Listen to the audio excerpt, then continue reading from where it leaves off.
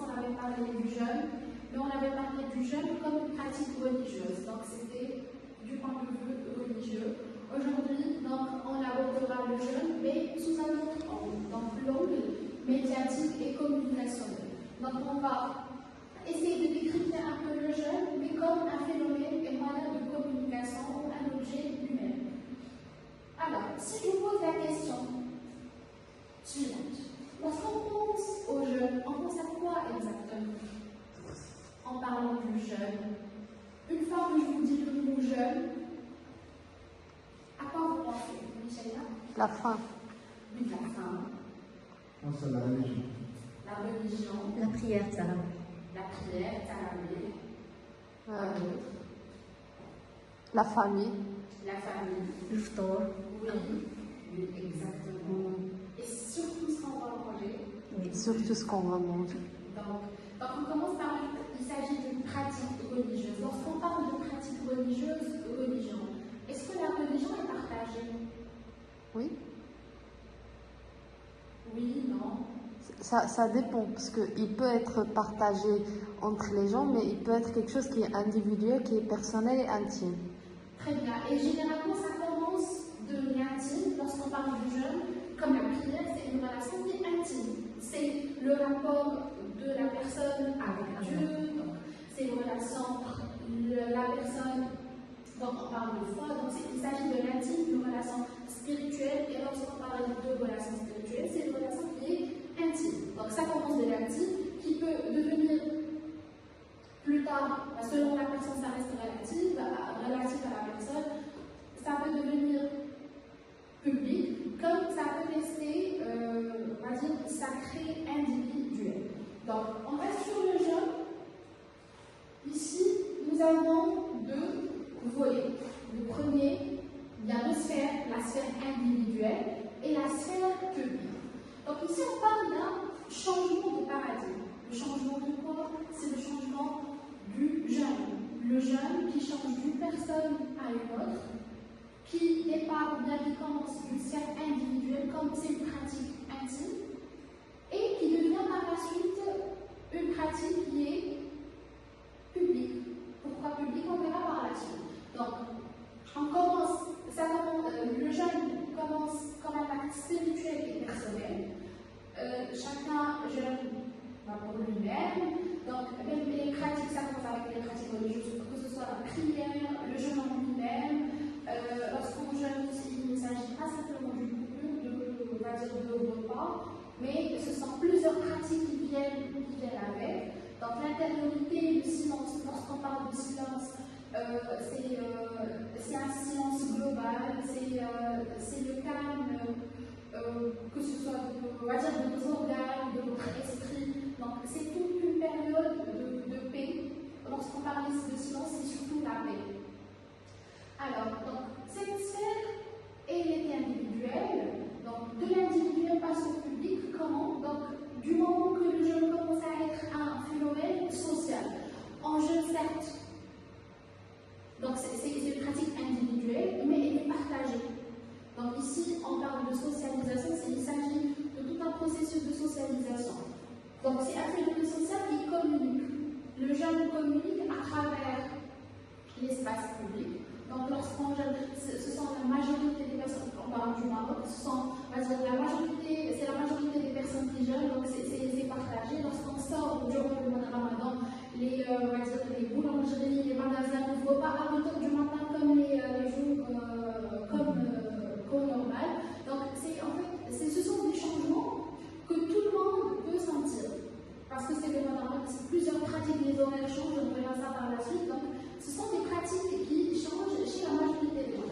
Les interactions sociales changent aussi. Il y a des personnes qui sont, on va dire, en colère, qui ne partent pas durant le mois de Ramadan le matin, ceux qui le passent tranquillement. Donc, on le sent aussi à travers les interactions sociales.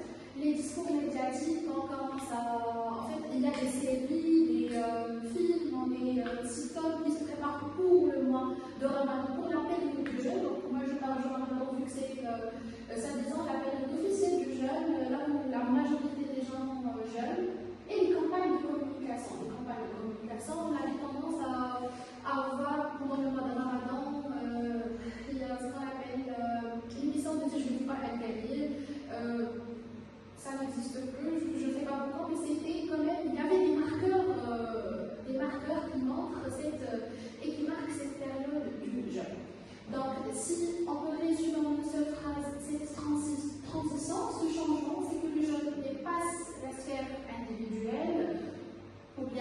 fait, il n'est plus vécu, il n'est pas simplement vécu,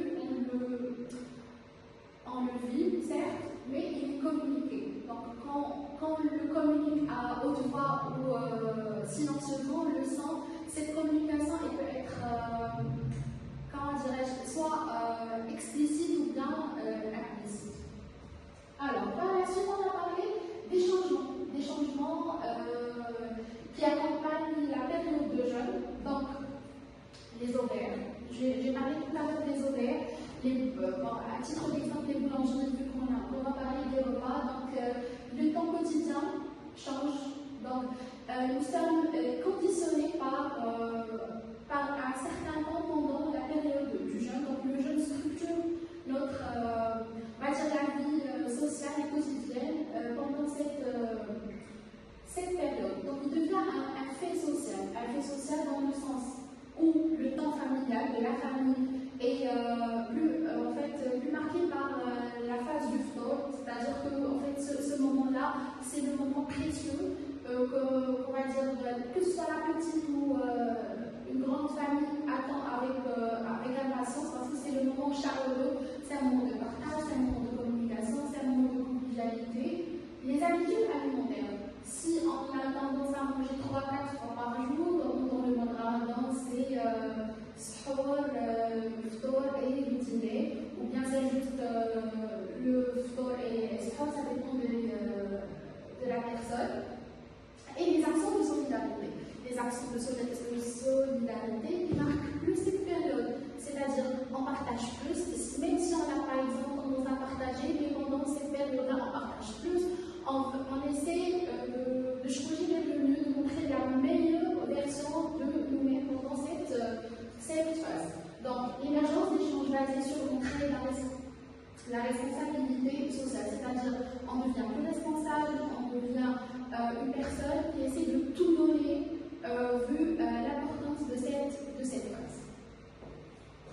Alors, donc ce sont les changements qui accompagnent le jeûne ou bien qui redéfinissent le jeûne, pas en tant que pratique individuelle, mais comme un fait social, c'est-à-dire qu'il crée des interactions que peut-être on a en fait l'habitude de faire certaines pratiques, mais le jeûne redéfinit toutes ces pratiques.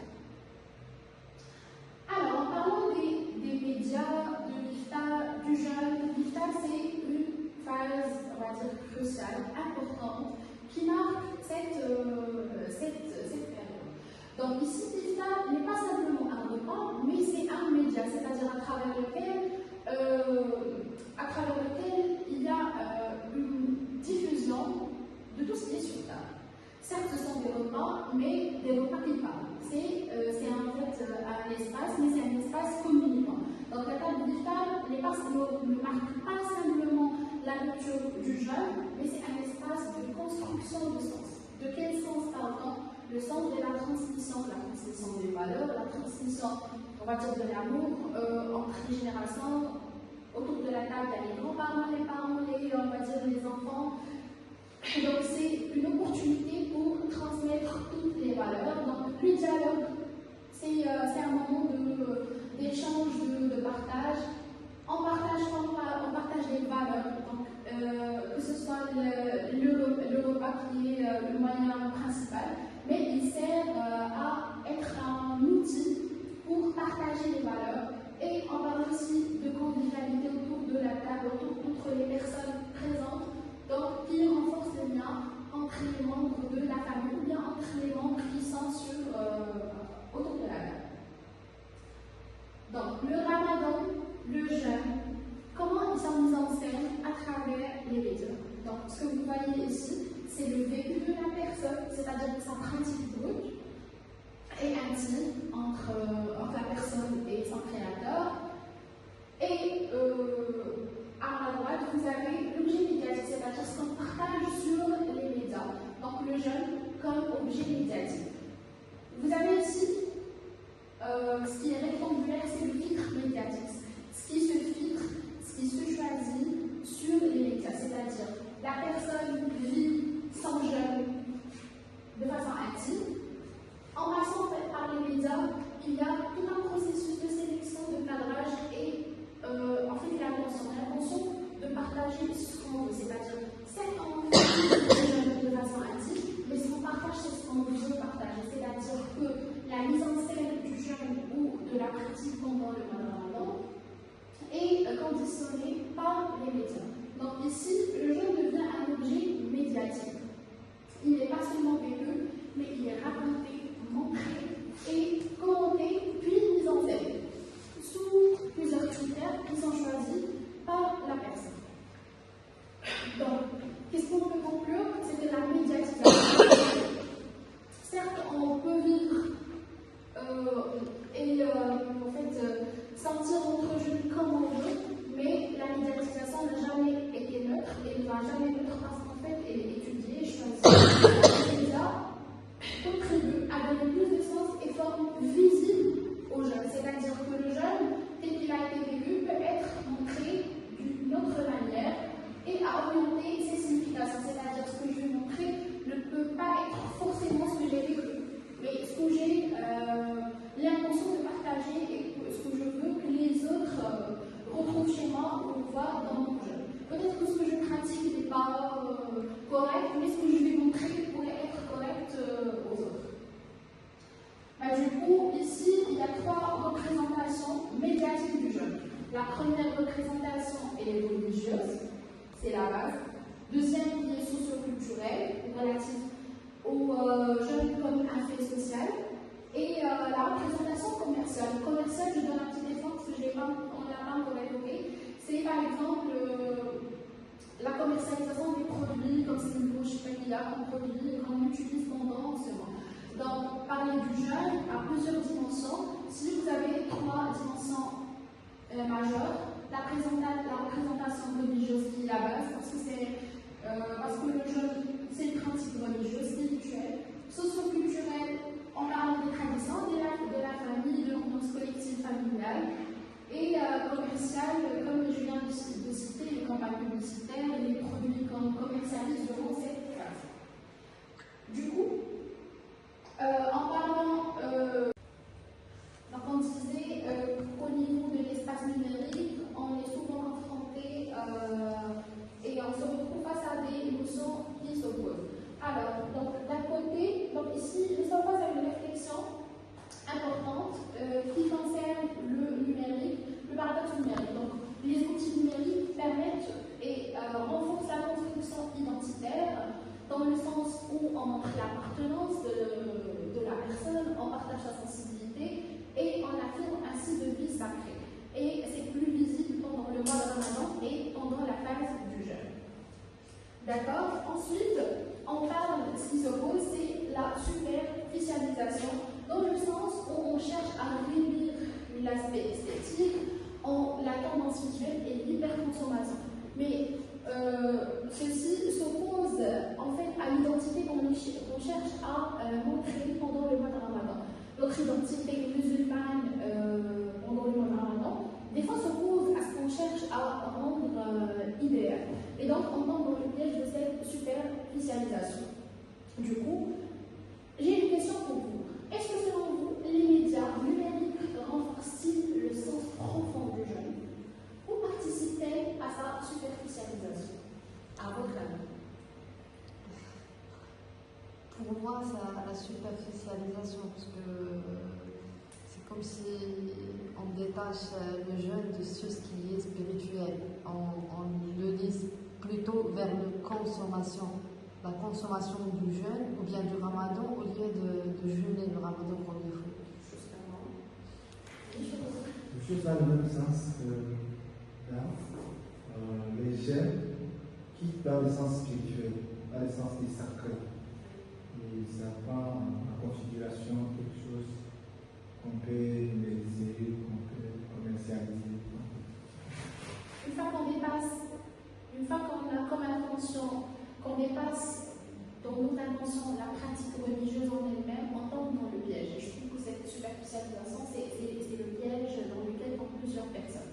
Du coup, on peut conclure par la leçon suivante, c'est que les outils numériques, les espaces numériques ne transmettent pas simplement des contenus, mais ils modifient nos pratiques sociales, et surtout lorsque c'est lié à la religion.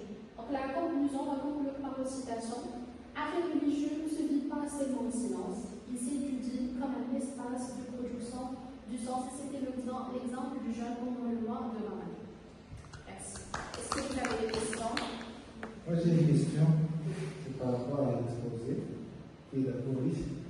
Quelle est la différence entre la culture arabe et la religion musulmane par rapport à la question La différence entre la culture arabe la culture arabe et la religion musulmane par rapport à la question de...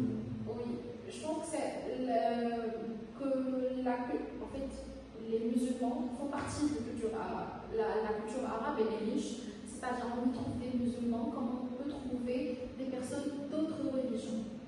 Donc il y a une richesse de religion dans ce sens, c'est-à-dire les arabes ne sont pas simplement des musulmans.